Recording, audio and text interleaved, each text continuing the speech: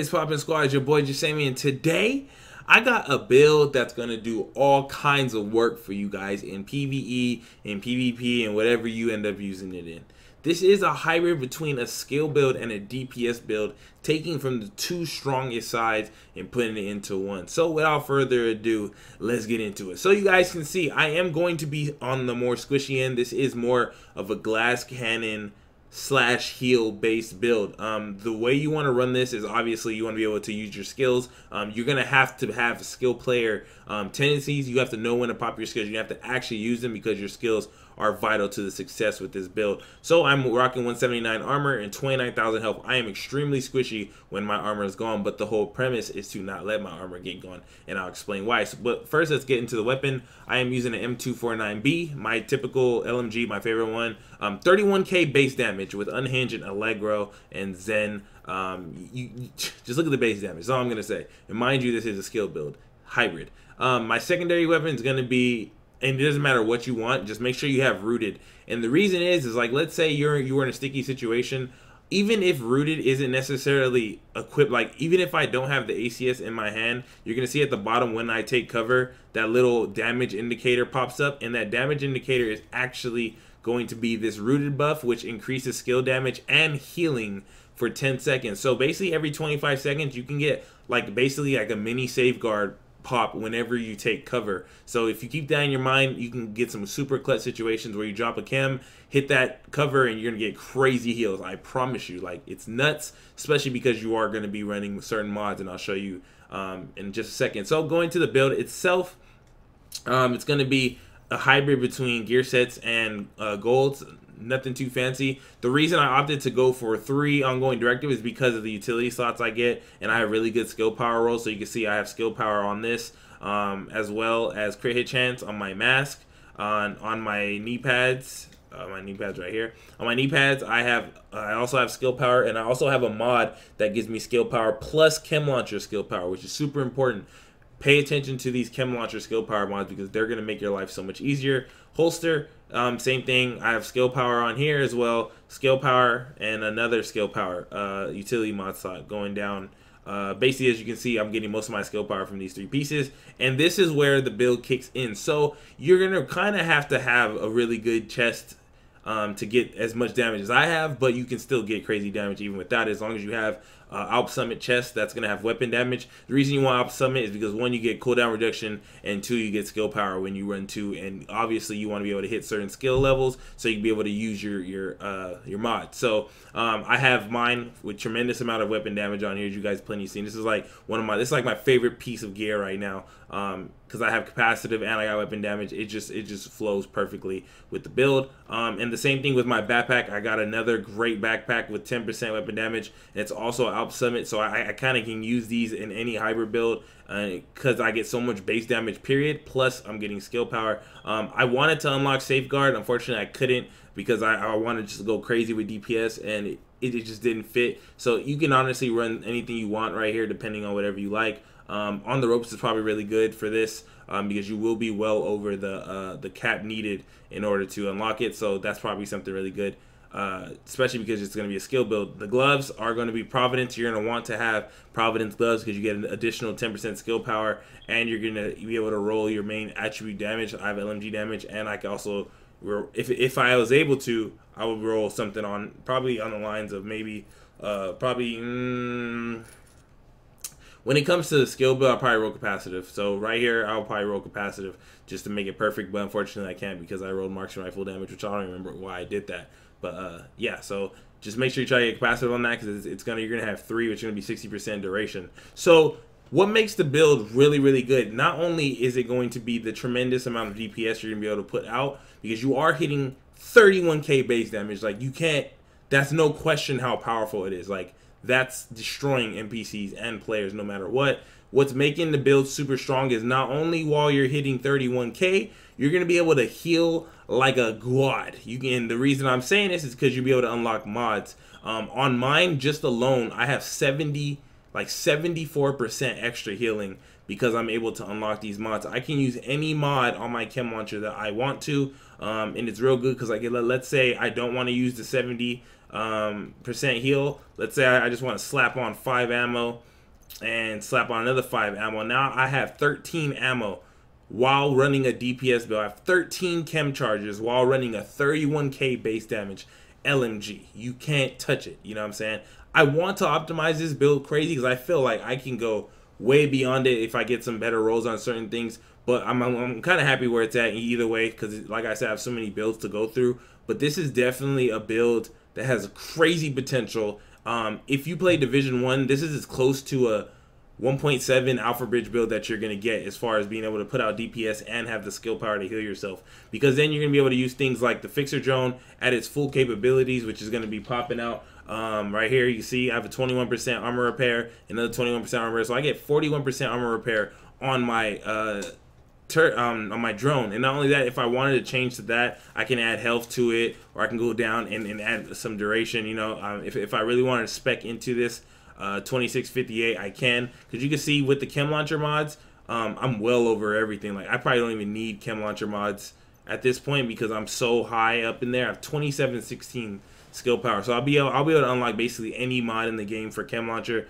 And chem launcher is the strongest skill overall and probably the most overused. So being able to have access to that whenever I want and being able to heal myself at the rate that I can, like right now with 13 charges while running a LMG that's shredding, it's crazy. I feel like it is kind of crazy to have a concept where you're hitting harder than most DPS builds, but you're being able to maintain yourself at the cost of some health and armor. I think that trade-off is phenomenally going to be way better overall, because a lot of people are going to be able to heal their teammates as well. Don't forget that. Like, you're going to be in situations where, like, if you were to run this then the way I run it, which is going to be, instead of having crazy amount of ammo, I'd rather just rely on the fact that I have the duration and the fact that I have these burst heals that I can actually put down at will. And it was definitely going to change a lot of the feel of the game, especially when you shoot at your teammate. They're going to go to full health anyways, and being able to have a DPS person that's able to heal your teammates straight to full health no matter what is going to be vital in most situations.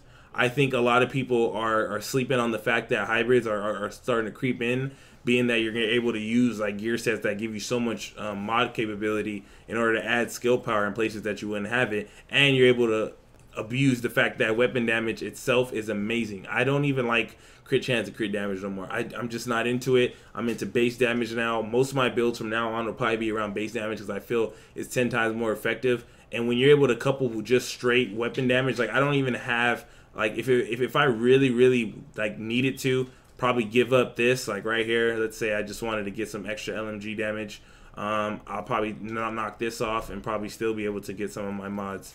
Where am I at? So 18. So I'll be able to get different mods depending on if I were to play with it. But look my LMG goes up to. So I can go up to 32.7k with 1400 skill power. Would I do that? No. And obviously I would probably try to get a roll that gets skill power on my Petrov just so I can be able to run it. But as of right now, like I just don't see. I feel like I don't need to. I don't even need the extra damage, bro. I'm doing 31k. You don't need to do that much damage. If you're gonna try to break over this, you might as well just make a DPS build, because over 30k you're beaming anybody. So that's just how I feel. If you guys want to invest into this, like I said, honestly, for me, from what I've seen, to get full access to being able to use your mods while being able to hit this hard, you're gonna have to have two-piece Alpha Summit, and they're both gonna have to have weapon damage on it. That's just not even a question. Or maybe some gloves that can do really good if you have base damage, but you're going to get weapon damage at those high numbers on a backpack and chest that I've seen so far. So to have these two would probably be ideal. Try to reroll one of your pieces to get at least, maybe even if you're going to get like 7 or 8%, just get something on there, because the DPS is still overwhelming. Like even if this DPS went all the way down to like 25k, that's still ridiculous. Especially for a skill build. Skill builds are not supposed to hit hard at all. We're supposed to be reliant on our skills and that alone, but this build can tap into both of them, and you can definitely feel the hybrid activate when you're fighting. You're going to be in fights where your teammates are going to need your heals. You pop a heal on them, they're back at full health. the enemy's probably confused that you're the support player, try to push you, and then you lay into them with 31k base damage, probably 4 to 5 shot them no matter what, especially if you're in an occupied. So there's a lot of things to look into it. When it comes to normalization, this is where the build gets kind of like shitted on. You're still going to do crazy amount of damage. You're still doing 10.7k, which it normalizes a lot, but you still have 1600 skill power, which yes, you can't have all of your heals or all of your stuff, but you still have a pretty decent amount of protection when it comes to modding, so you're not gonna don't worry too much about that. So yeah, that's pretty much it, you guys. If I'm gonna go into stats, make sure my LMG's equipped. You can see I have 20% twice with capacitive, unhinged, and Allegro is where I'm getting most of my damage, my DPS, my weapon damage. You can see it's 10,000 because I'm in normalized. Let me change that real quick. Yeah, so come back down here. You can see weapon damage at 30k, almost. It's ridiculous, man. I got the minus weapon handling, 53.5% all weapons damage bonus. So the beauty about this build is if you don't like LMGs, you can run whatever guns you want because the damage on all your weapons are going to be extremely high because of the base damage buff. So even if I'm not, like, as you can see, I'm at 18.3k with an AR on a demo build. If I just switch to my survivalist, I get another 15% damage. I'm going to be well over 22k. So there's a lot of things that you can do with this build. Depending on what playstyle you like, because it's not specific, like you're not rocking a Fenrir's chest or anything that gives you raw damage for a specific weapon. This opens up all your weapons, so all three of these weapons are all buffed equally, and I think that's what makes the build so good overall, because you're getting so much capability and so much power from all angles. You're going to be able to do some amazing things. Your LMG's buffed, your shotguns are buffed, your pistols are buffed, your skills are going to be buffed. Your cooldown is going to be buffed. Everything's going to revolve around each other, and it's going to be a really, really nice synergy, especially when you're in an occupied dark zone. So if you guys wanted something different to run that wasn't necessarily just speccing all into DPS, this is kind of like speccing all into DPS and skill power at the same time at the cost of some health. So this is for I would say for the more advanced players. If you don't like being squishy and you don't know how to maintenance your heals and your armor kits, it's probably going to be a tougher build for you to use. But once you master that, and if you can kind of micromanage your healing and make it a priority, keep that fixer drone up because you can get crazy heals, you're going to see some crazy setups, especially when you take cover. Let's say you're one shot, you take cover, you pop that chem launcher. They're not going to expect a 40% duration sitting there with this 10-second buff that you're going to get from Rooted all in one while you're face tanking 31k damage. So there's a lot of things you can do, a lot of capabilities, a lot of limits that are broken with this build. I hope you guys enjoy, man. I just wanted to share this with you guys. This was, like I said, when I'm in the middle of build making, I always kind of branch off. Like, let's say I'm like, man, what can I do with the remaining pieces? And I end up just coming up with something crazy. And then I came along this. It can definitely be optimized. If I really wanted to, I swear I could probably bring my skill power up to 2700 or something, and my health and my armor up more. But I'm pretty much not. I don't want to waste too many resources trying to finite this build, especially if it's not one of the main ones I want to be using. But this is an incredibly powerful build. I mean, there is no questions asked, especially in occupied. So I hope you guys enjoy, man. Let me know what you guys think about the build. What would you guys do to it? How would you add more survivability? Do you feel like it's not enough armor for you and health? Do you feel like this is the perfect setup for you? Let me know. Drop in the comments, drop a like, hit that subscribe button if you are new. We are almost at 60,000 squad members, man. We are out here. Feel free to let me know what y'all think about the build below. I love y'all. Your boy is out.